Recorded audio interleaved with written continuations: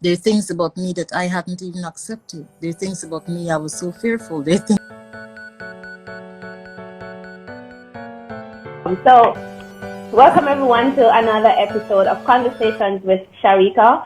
My name is Sharika Swaby, and I am your host for this show. This week we have the lovely Joan Wray Niles, and she is a fellow Caribbean woman, so that makes me even more happier to have her on here because she's from Guyana. She lives in the United Kingdom, but she's from Guyana, so it's an absolute pleasure to be speaking with her today.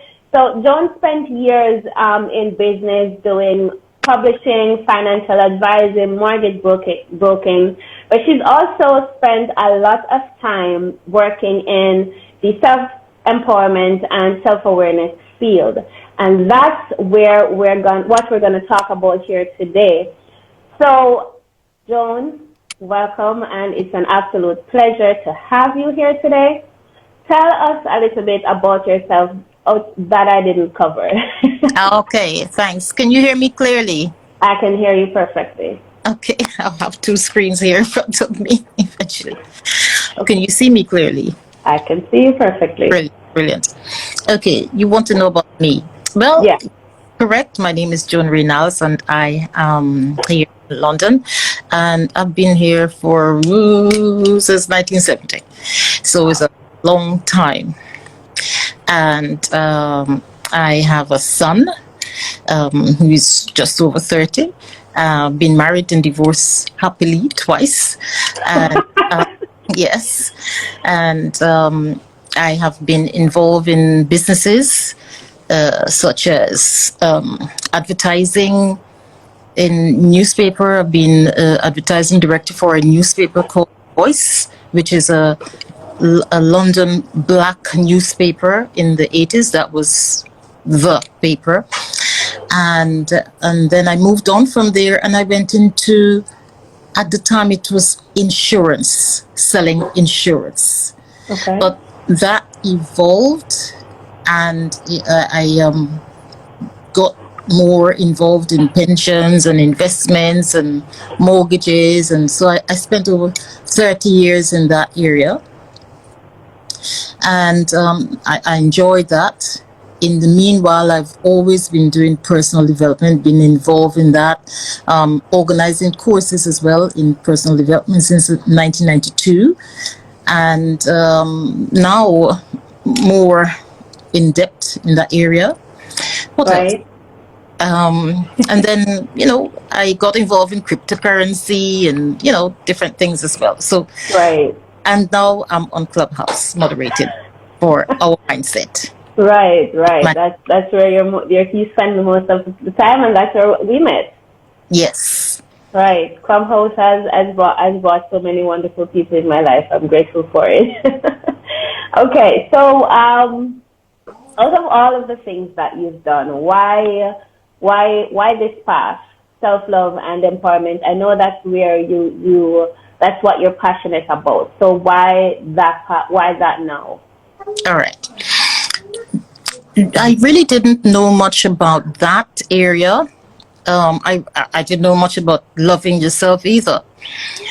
When someone say, "Oh, you love yourself," and of course you love yourself. But later on, I discovered that loving yourself is more than just saying, "Oh, I love myself." It's allowing me to be me. It's allowing the things that I felt that I couldn't be because I was told not to be, but what matter to me is to allow them to be. And so it's really acceptance, allowance, and, just be me. Right. Being me is. It might be different to how I was brought up. Most times it would be. So that's really what it is for me. And in doing so, it helps me to grow, helps me to expand my life, as well as helps me to appreciate others too. Right. Yeah. Even when they might not be loving themselves in a particular area, I love that because it is that we are. So what triggered what brought self-love into your life? What triggered the mindset? What triggered you to want to learn about self-love and understand that? What brought that on? Okay. Right. So eventually life brings up things, and you get experience in life and you want to know, well, where is the blockage? Right. Where is the blockage? So like I had my business, and my business had collapsed a bit because of I guess different choices that I've made which didn't work out. Right. And and I said to myself, no, I'm not going to go back there again. I'm not going to do that any longer, Right. So after a while, in the process, what I learned to do is to love myself. That is really what I was missing. Mm-hmm. Know how to appreciate me. It's not about the business, it is about me. So when I realized that, there are things about me that I hadn't even accepted. There are things about me I was so fearful. There are things about me that, like beliefs I had held on from the past. Right. About my mom, how she, left behind and all that stuff. And those beliefs I had to let go and accept that there are choices that I have made in my life which make me who I am. Right. All my mom did is to take care of me, the way how she knew. What else? That I am not a good businesswoman, I am a good woman. But the fact that what I had called at that point in time failed, because I had a few repossessions in my property business, that really put me back. And, so I am amazing. I am a good woman. So that is where I start then looking into myself and seeing that, well, I'm not going to let this hold me back. Right. And then I start to looking into myself deeper and discover, well, what is it about Joan? What is it that I am not doing that is to be done? And then I start to discover that there are things about me that I didn't even like. And I learned to like, I learned to accept, I learned to be it.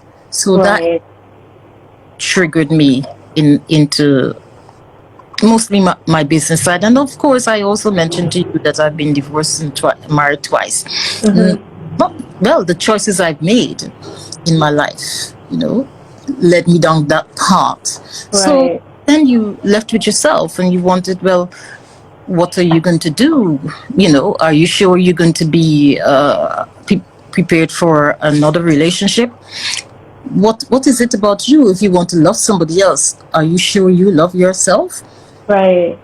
So, and what is love about? What is it about? So those things that I started to look into so that I can learn more about me. So, when I tell people that my coaching program covers self-love, right? When I tell people that my coaching program covers self-love, I've been told that there is no such thing as self-love, that it's just another way it's just a way that something that people created so that they could be selfish. What would you say to someone like that? Because obviously they don't understand the concept, right? So what would you tell a person who says that? Okay. Well, vision is brilliant to be selfish. I was told it's not good to be selfish. So therefore,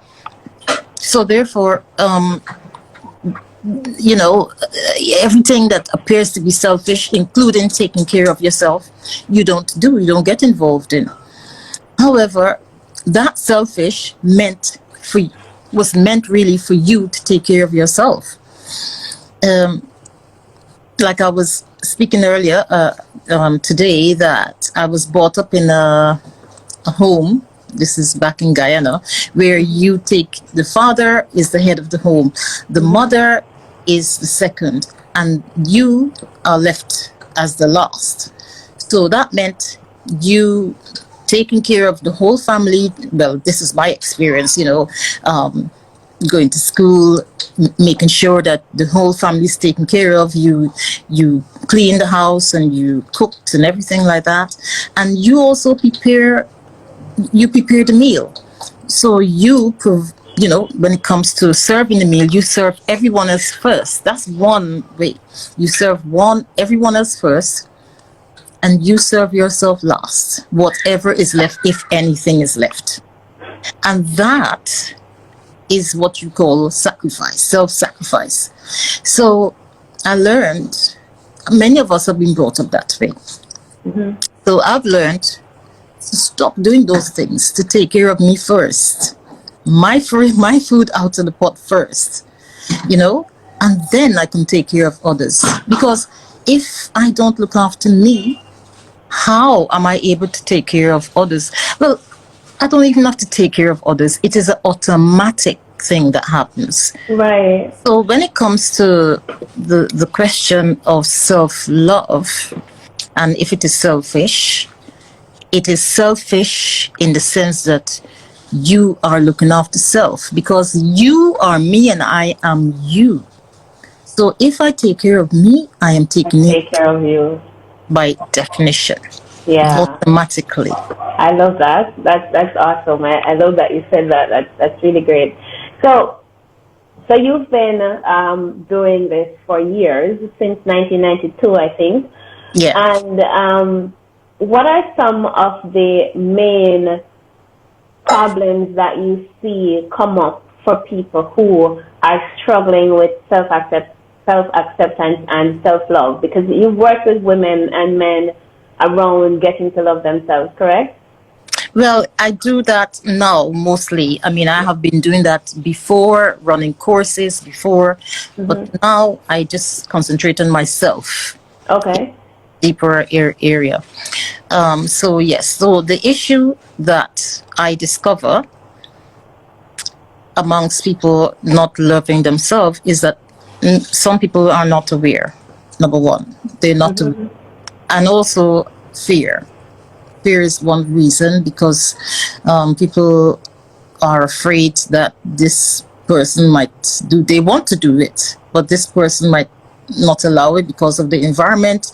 They are not allowed to be themselves. They are not allowed to be who they are because they've been brought up in a particular way amongst the people who keep them in that position. So if they want to change, there is no support for them to change. So it meant really you have to come out from that environment maybe, or get support from the coaching or mentor or wherever to allow you to be you. Right. As well as judgment. We judge ourselves. We say things are wrong, things are right. You like something and then you say no, it's wrong. Or you say it's a bad thing to like it because you've learned somewhere that is a bad thing to do. So you continue. But what happened to you? So what happened to you? If we don't appreciate ourselves, then we're not loving ourselves. Right. You are important. For example, you might give an example. You might have been brought up to think that business and women are not they don't go together, but that is something that you really, really want to do. You want to get involved in there and you want to explore that area in your life, but you wouldn't get support from your family and people around you. So what do? You find someone who will support you, or you maybe through a mentor or coach, or you move from that area. But you honor yourself, you appreciate yourself, because when you do that, you're being appreciated as well by others. Right. So that is really loving yourself, as well as when you make that choice to do what is that you have that desire to do, you learn something new about you that you didn't know before. Right. And so you've grown. You've expanded your life. Right. You didn't take a step. You're still limiting yourself. So is that really appreciating yourself? Right. That denigrating yourself? Which one? Yeah, you're correct there. The more you open up to the things that your heart desires, the more you become expanded. What I want to ask you though, you said a lot of people are not aware that they're not loving themselves. So for someone who is completely unaware, for the person who is thinking that self-love is not a thing, right? And for the person who is unaware that they're not appreciating themselves, they don't accept themselves, how does one become aware of that? Outside of, say, without life having to kick you down, right? So that you can realize. How does someone come to the realization that they're not loving themselves? Okay. Well, firstly, I wouldn't like to say that we're not loving ourselves, because we are loving ourselves anyway.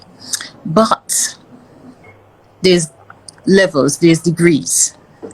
Okay? And sometimes we may be stuck and want to move forward to love ourselves more. And that is the point.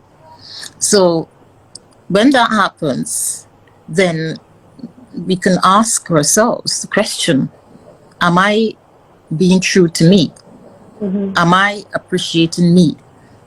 Am I loving me? So it's good to ask on a regular basis, without having to go through any drama. Yeah. So ask ourselves that question and get whatever answer that you get. So yes, these are ways that we can find the answers for ourselves, because we might want to travel somewhere, and that will be and then we put obstacle in the way because we say, oh no, that is not allowed, or that some reason we give ourselves. Right. Even in terms of business, we some of us may have belief system that about money as well. About money don't grow in trees and those type of belief system. Right. And those belief systems are also there to prevent us from growing, from expanding, from loving ourselves in the way how we can love ourselves because of that. So if we were to see that or ask ourselves that, am I loving myself in this moment? Am I appreciating myself? And another thing that we can do as well that can help us to come out of some of those things is to breathe more often. That helps us to come out of the blockage, if you like. Okay, so before you go any further, you said breathe. So for the person who this is a foreign concept too, when you said breathe, they'll probably be like, oh, but I'm breathing, I'm alive. So can you just dive a little bit deeper into what you mean when you say breathe? I understand what you mean, but just so that people get the idea completely of what you're saying, when you say breathe, what do you mean by that? Well, right now, I'm breathing. Take on a breath, and then I breathe out through my mouth. So that's breathe, conscious breathing, that helps us to grow, expand, and be more present with ourselves. It does. Yeah. So do that often as possible. It can help us to be present. And, in being present, there's an opportunity for us to know what's going on because we can see clearer. Right. than not being present. So all of those are tools that we can use to grow more, to love more, to appreciate more, right, more inclusive. That's another thing. Some of us, we say, oh no, I don't like this, or they see someone and they say, oh, look at the way how she is, or look at the way how he is. All of those things. Look at the way how you are. Yeah. What you see out there is also what is in here. Yeah, I love when you say those things, though, because it resonates so much with the things that I believe too. There's a spiritual law called the law of reflection, and it says that when we look at someone else, what we see is in them is what is in us. Sometimes it's not conscious, but it's there, and especially if we have a problem with somebody. If you see someone and you don't like something about that person, it's either you are denying that in yourself or you have it and you don't like it about yourself, so you have a problem with someone else. So always look within. Almost all the answers are within us. So I love when you say things like that. Okay, thank you. What is in your world, by your definition, in your experience, what is the difference between self-awareness and self-empowerment? Okay, self-awareness for me is, as mentioned just now, you breathe and you live in the present. Your sense of awareness, which is like you are living in a place where you are aware of all things. Actually, you are aware of where you're at in that moment. Right. Self-awareness. And that's an amazing place to be. You can say it's also living in the present or living in the moment. That's also self-awareness. It's being present. That's what self-awareness is. Being present. Right now we're speaking and I'm present with you, speaking, right. Seeing you, listening to my voice. I am present right now with you. Okay? I'm not anywhere else. I'm here 100%. Right. And it really helps as well if I am breathing as well when I am speaking. It helps me to be more that present. Right. Okay. Okay. So the self-empowerment are, I would say, using tools that can enhance you to be powerful, such as making choices in your life. Choices, number one, that is a tool. Well, it's not a tool. It's a place to be. Like someone can say that, we were talking earlier on about pursuing goals or pursuing things. Well, it's not really empowerment to say that you are pursuing your goals. I mean, you are your goals already anyway. So what's the point of pursuing something that you are already? Okay.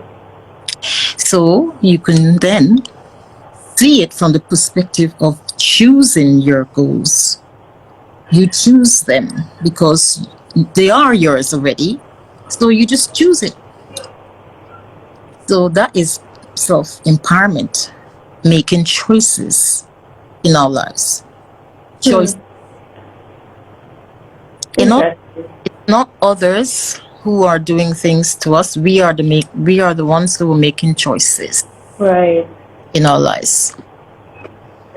You said something that I find interesting. You said when you say we don't need to pursue our goals because we're already our goals. Yes. Explain that. Oh, okay.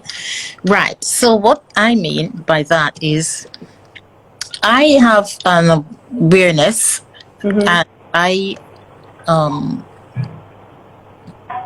I'm aware that all of us are each other.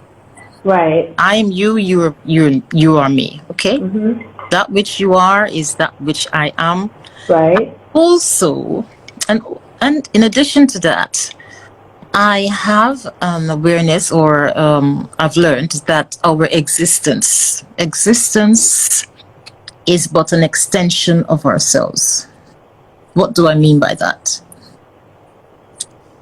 The all of existence is an extension of me and you. You know, the planets, wherever, what you don't know, what exists, the things that you dream of, your desires, what has happened and what has not yet been manifested, inanimate, they're all an extension of us. Okay? So all we're doing is that we're making choices.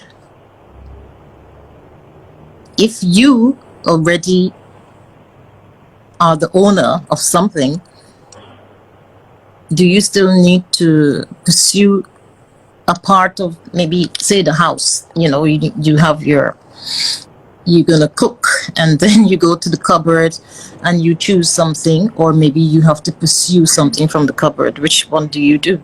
Right. It already exists. So what do? You go to pursue it, or you choose it because it already exists. So this is really the perspective that I have, and from that place I make choices. I'm not 100% there, but I do my best to be, making my choices. Right. And making choices empowers us. In other words, we're not saying it's other people's fault. We're not saying making other people responsible for our power. Right. We're making our own choices.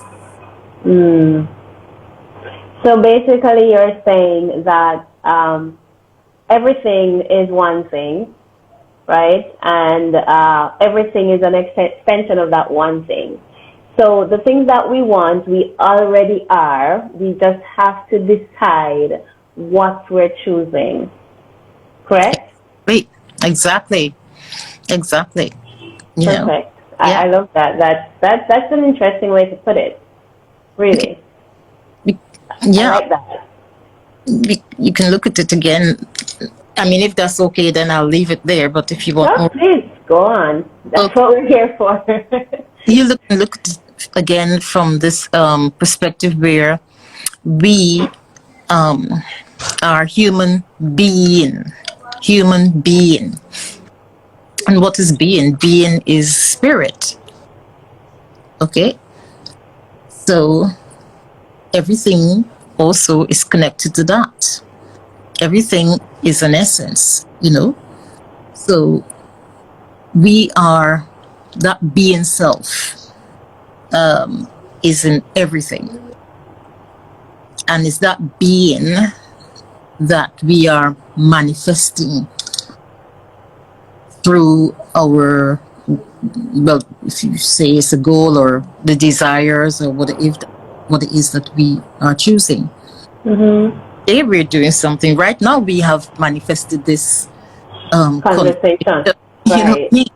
So it's not only physical that's happening, it's also other things that's going on around us.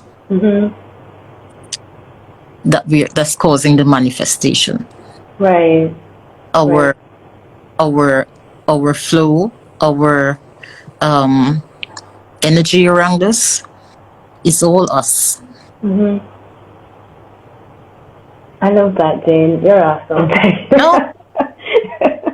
Okay, so I just called you Jane. My apologies, Joan. Okay, all right, Joan. So now we have talked about self-awareness and self-empowerment. Self-empowerment, you said, is just making a choice and choosing something that you already are. So it's choosing between glasses in your cupboard or the dress you want to wear, so to speak. So now, what I have found is that people have mixed up self-love with self-care. They people don't understand that there's a difference. Not because can you care for yourself and not love yourself? It's interesting. Okay. Well, okay. So can you care for yourself and not love yourself? Well, you can care for yourself and still feel that you don't love yourself. Yeah, you can care for yourself and still feel that you don't love yourself. I know that's not the question you ask. Yes, and also no. You can care for yourself and love yourself, and you can care for yourself and not love yourself. Okay. It depends on what it is that you're choosing. And for example, care comes also out of love. But it's not all of love. Okay. Care means waking up in the morning, ensuring that you eat the food that you meant to eat, and tidying up yourself. Those are self-care as well.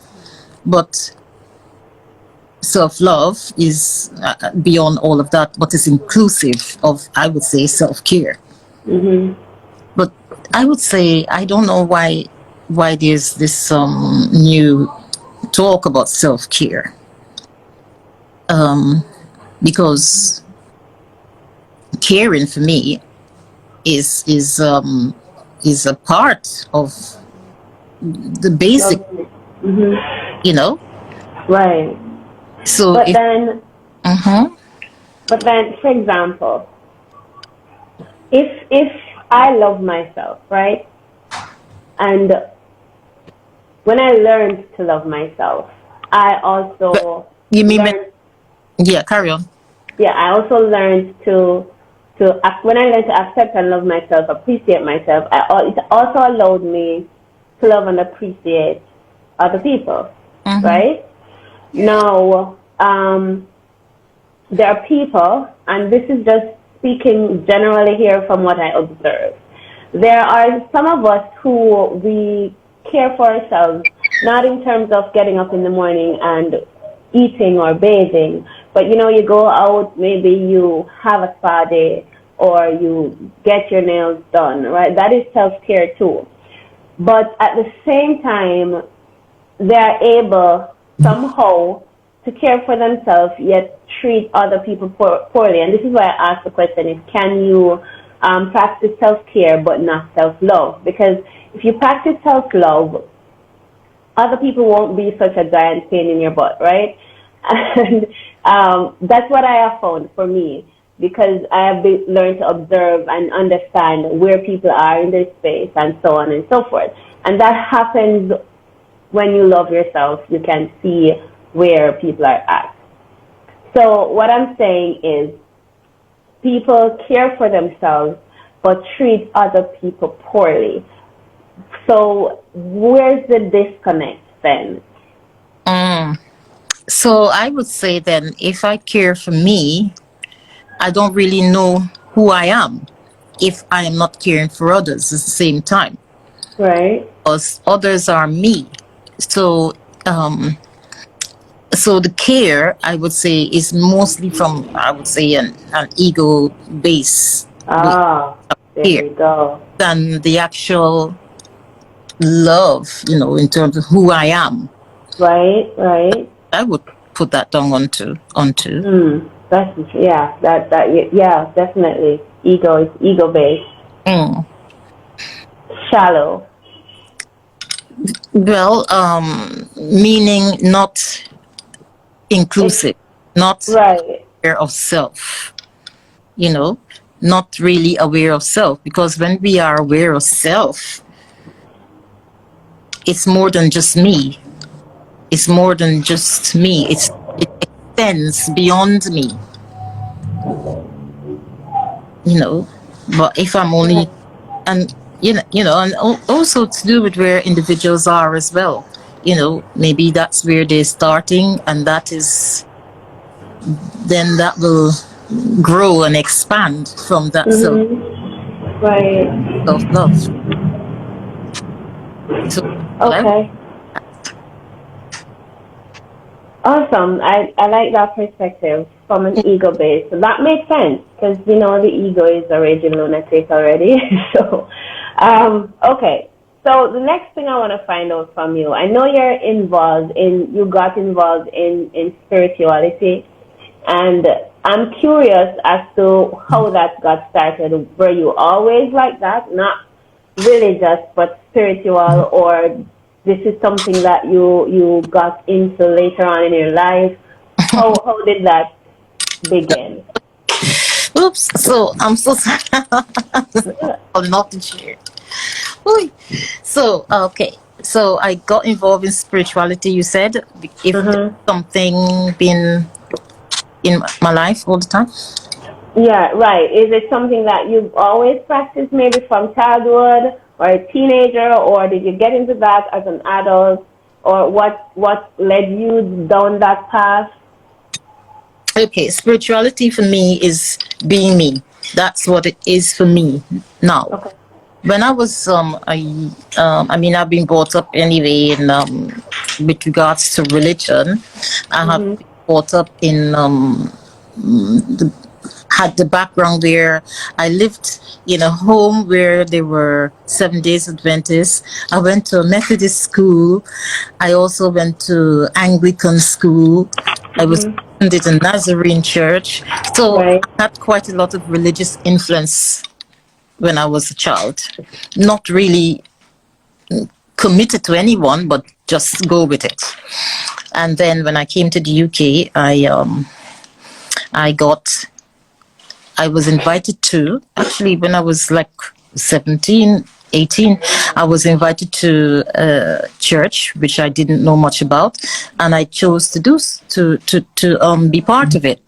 It was at the time a Pentecostal church, and I got very involved because at that time in my life, I wanted something, to help me, I would say emotionally as well. Because I felt very emotional at that time and not able to express myself. However, whatever it was, I made the choice and I did that. And I was very involved. I got into depth into it. And I said, I wanted to be close to God. That was my desire at the time. And I did things. I got my friend who at church. I said to her, two friends. I said, you know what? Let's pray whenever they're gonna be doing the sermon. Let's pray anyway because I didn't find that sermon very interesting. So the three of us, we kneel down and pray. In addition to that, fasting as well. And so we did that for a while, and they left me in terms of they stopped, and I continued for, quite a long time. So that was my experience at church. I continued the fasting for 1 whole year, actually, as my desire to be close to God. So, and then afterwards I left the church because at that moment I felt that I was not understood because I grew in various areas, so I felt I was not understood. So I left and I said, I'm not leaving the church, but I'm not leaving God, but I'm leaving this church. That's what. Right. And then later on in my life, I said, I'm going to join another religion whenever I feel I found the right one. Right. And later, years and years after, I chose to become a Muslim. And yes, I was involved in that for quite a few years, and then I stopped after a while too. So what I learned is I wanted more. I didn't find that. I mean, I appreciate religion. I'm not saying that I don't. But I wanted to be more inclusive. I want more for myself. So and that was not, for me, allowing me to be the more that I want to be. Right. So the spirituality that I've gained is to be me. To me, that is spirituality, to be me. So just embrace who you are. Yes. Embrace who I am, and others as well, because what that meant is just to know that, just to know that, just to live that, appreciate me, and to know that I am you and you and me, and to explore that. What does that mean? There's so much about us that we are not really, some of us are not aware of. So much. So that's interesting. That's the simplest way I've ever heard spirituality being put. It's just being me. So, so now I have to ask. The average person, you walk up to them and you mention spirituality, and they tell you straight up, I am not a spiritual person. And now you're saying that spirituality is just being yourself. Then I guess then they're not aware of who they are. If they're saying that they're not a spiritual person, then they're not aware of who they are. Is that what you're saying? It could be. Okay. Or they mean that they're not religious. It could be, from that perspective, but who we are, we're physical beings, right? So we have a physical body, we have a mental body, we have a mind, which is the mental body, and we have an emotional body. But we also have an essence, which is a soul essence. And that is what, we're all connected. Right. Yeah. Mm-hmm. And as a result of that,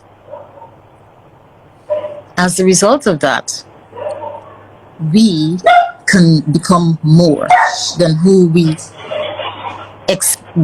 want, not what, but than who we think we are.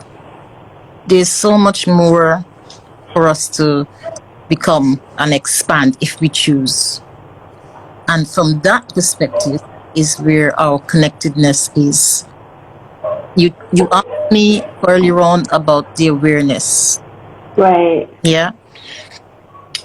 Isn't that being spiritual? Yeah. That's interesting. How important is self-love to success? Well, okay. If we don't love ourselves, or if we're not conscious of the love for ourselves, mm-hmm. then it's the same thing. Success for me is, okay. Success for me is, because you asked me about, success for me is having what it is that you want, okay? Mm-hmm. Making choices in life, okay? And so most of us have had success. I would say all of us have had success. But mm-hmm. it tends to be defined as mostly big things. But from the day we were born, we were successful. And that success can grow and grow and grow to bigger things if we want. So how important is self-love to success? It is a part of success.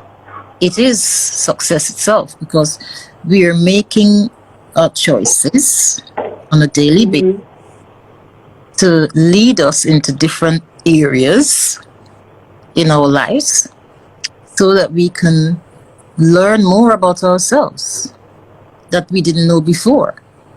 So isn't that success? It can be manifested in many, many, many different ways. Interesting. You said we were born as success. Now, people don't think this way. So you have to expand on that a little bit. You were born, your exact words, you were born as success. So I was born as success. and you were born a success. The people that are watching this live and the people who are going to see it later were born a success. The fact that we are still alive, success. The first breath we took and we're still here is a success. Yeah,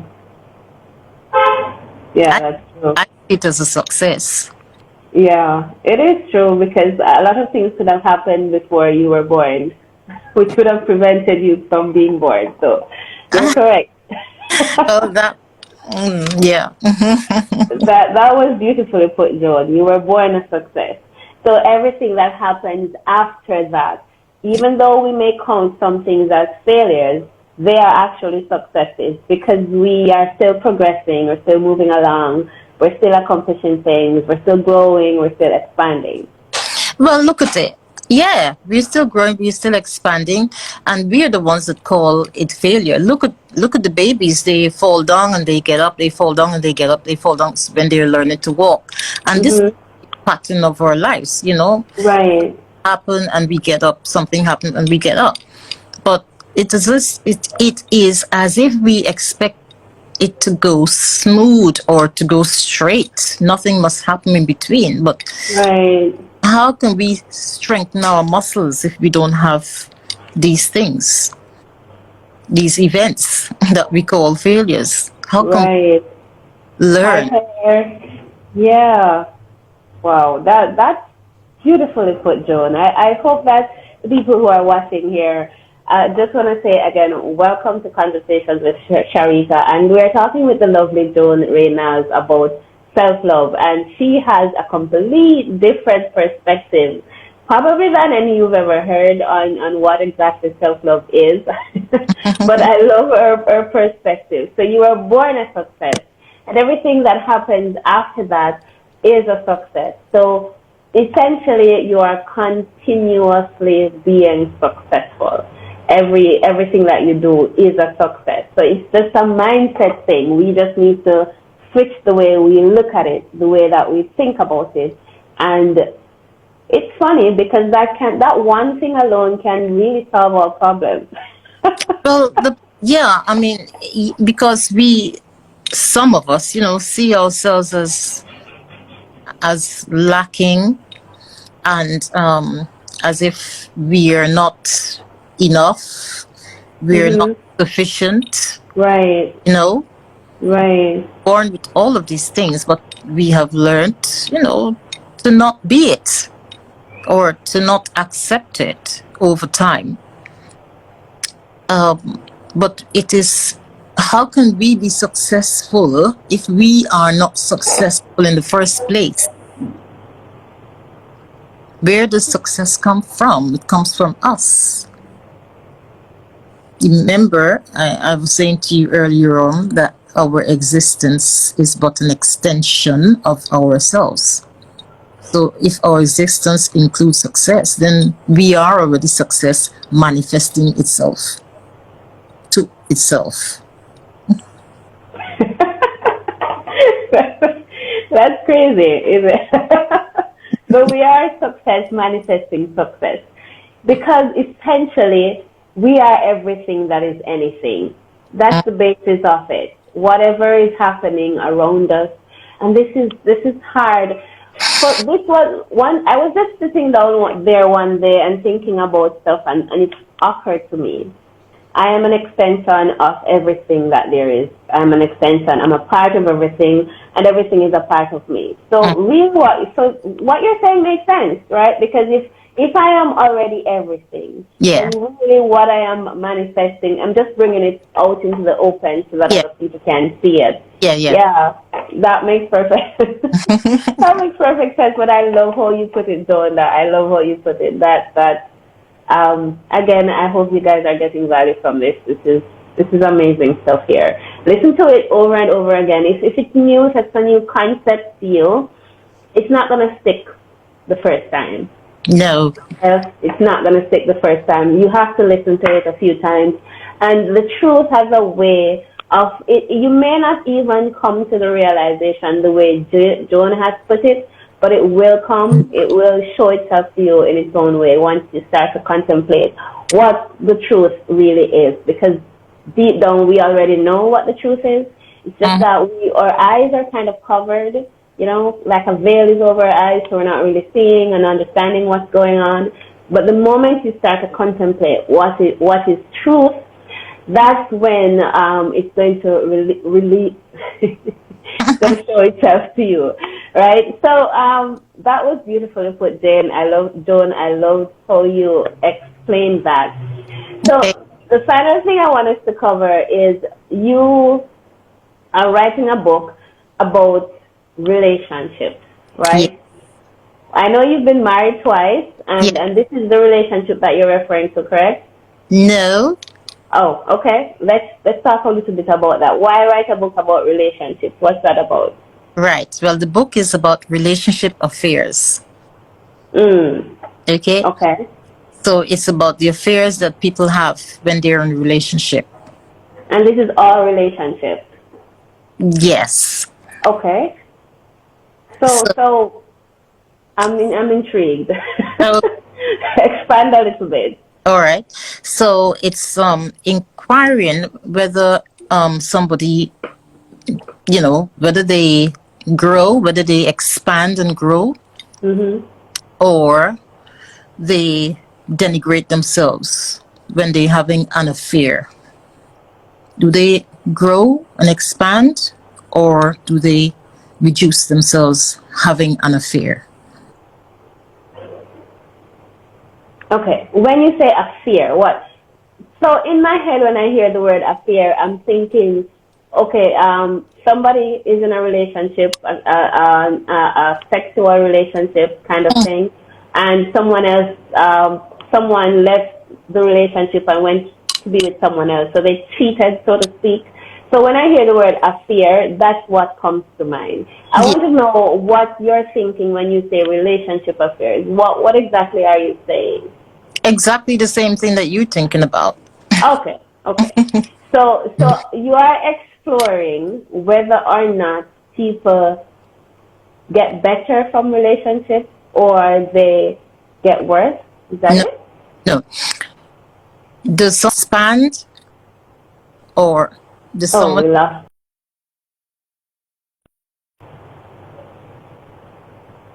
Or do they reduce themselves when they're having an affair? Okay. So what do you think happens? What I think happens when people have affairs? What I observe is that everything happens. They grow. They expand and grow. As well as a few individuals don't, but a lot of them do expand and grow. So, you know, I've done some facilitating of groups, and you know, people told me their stories, and you know, so I could see how they have grown as a result of that experience in their life, which was meant to be a denigrating experience, but they have grown from the experience and expanded their lives from that experience. Okay. I'm not... Well, go ahead. The point is not to advocate relationship affairs. That's not the point. But the point is to show individuals that shift their mindset, shift their perspective that something bad happened to them and it took them, you know, in a path that where they didn't grow. Is to show them where growth took place. Yeah, that's definitely important, because I actually know of a situation where the husband cheated and eventually he left the wife for the person that he cheated with, and the ex-wife is now stuck. She's unable to have a successful relationship. She's not open to starting over. Someone offered to marry her. Someone wanted to marry her, and she said no, not because she didn't like the person, but because she was afraid of the same thing happening again. So you're saying what you're writing about is to show people that they can actually move on from that, grow from that. Oh, definitely. Yeah, definitely. Definitely, they can move on from that. I mean, if she stopped, maybe she's seeing things from a way of she can't see how she gained And sometimes the small gains we overlook because we're present, we're living in our minds, and we can't see really how our life has grown. So therefore we stuck. Right. But to look and see, yeah, this has led to that. That choice happened, but it's led me here, and this is what it is that I have gained from this situation. But sometimes the mind is so closed, it dismisses all of the benefits. Right. Because of anger, because of fear, and because of, guilt, all of these things. Right. And judgment as well. Right. Especially if it is one person who was active in the affair, doesn't mean the other person who wasn't active did not take part in it. Because we are track our experiences, right? Yeah. Okay. That's interesting. All right, Joan. What would you say to someone who doesn't yet understand the concept of self-love? How would you advise them to even begin to fathom what we're talking about? Okay. They can start from the physical. They can start from the physical. So there are things about themselves that they see. They might see, like me years ago, I wanted to change my nose because I didn't like it, and I said, "Oh, my nose was too flat." But I didn't. I didn't go down that path. But things like your nose, or parts of your body that you don't like, appreciate that. That's one thing that you can do. Appreciate that part of your body that you don't like. Start from appreciate. You might criticize yourself and judge yourself and say, "Oh, my tummy is too flabby," or whatever. Appreciate that flabby tummy. Love it. You might be thinking that oh, I'm not very good. I'm not good at cooking. You may see yourself like that. Appreciate the fact that you can cook. In other words, not judging yourself. Anything that you put yourself down for, appreciate it. Stop judging yourself. Start accepting and appreciating you where you are at. If you judge yourself, others will judge you. Why must others not judge you? Because you judge yourself first. So the point is to appreciate yourself. Whatever you see about yourself, love it. It is you. They're all parts of you. Give it love. Give it appreciation. Be tender with yourself, So that is, in a little nutshell, what I would say. I can say more, but for now, that's what I would like to say with regards to how somebody can start loving themselves, Right. And the other thing is to know that they're loved. One of the things that I every day I tell myself, the way I see myself, is that's another thing you can do in the mornings every day, or anytime through the day. I am sufficient. That's one. Right. I am sufficient. Look in your eyes in the mirror and see that you are sufficient. You came here sufficient. You didn't come here lacking. That's right. Number two, I am brilliant. We are brilliance. We are amazing beings. So I am brilliant. It doesn't mean brilliance of the mind from that perspective. It means the choice we make, we are expressing our brilliance. I am amazing. That's who we are. That essence.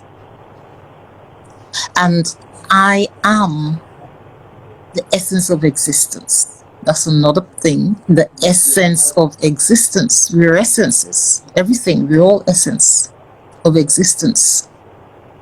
And one more, I am loved. So these are things we can do to start appreciating ourselves, loving ourselves. And, to start off with. Right. And, yeah. Well, as I said, people who are listening, Joan has a very interesting perspective of almost everything that we talked about. I've never heard a lot of the things that she said. I've never heard said that way before. Yet it makes perfect sense the way she said it. So go back and watch this video. It will be on my YouTube channel next week if you prefer to watch it there. You can do that as well. But Joan, thank you so much for joining me here. I know we missed the first time we scheduled this conversation. You were not well. Mm-hmm. Glad you're back, up and ready again, and I'm happy that you took the time out to join us here today. And I'm super, super grateful for you just scheduling the time and for sharing. You shared so much brilliance, as you said. You're brilliant. So thank you. You're welcome. You shared so much brilliance, so I'm very appreciative of that. And it was a real pleasure having you, Joan. Thank you so much for joining us. Oh, you're welcome, Sharika. I appreciate you inviting me. It's I love it. It's my first as well, and so a little bit of a novice in this, but I'm open to more. Yeah, always expanding, right? Yes, and growing. Okay. Seeing us in different, seeing ourselves from different perspective, different view. Yeah. Mm-hmm. All the time. Right. So if you are not following this channel yet, every Thursday I have a conversation like this or similar to this, and it's all about self-improvement, self-development, growth, expansion, and all of us becoming the best version of ourselves. So if you're interested in that, or even if you think you might be interested in that, go ahead and follow me for more awesome conversations like this, and you can go through my feed and you'll see some other amazing ones there too that I'm sure you'll find something that's a good fit for you, because I'm covering everybody, not leaving anyone out. Visit my link tree. You can purchase a copy of my book. It will help you with a lot of the things that Joan spoke about, guaranteed. So check that out if you are interested. And with that, we say goodbye for now. Thank you for joining us, and we'll see you next Thursday.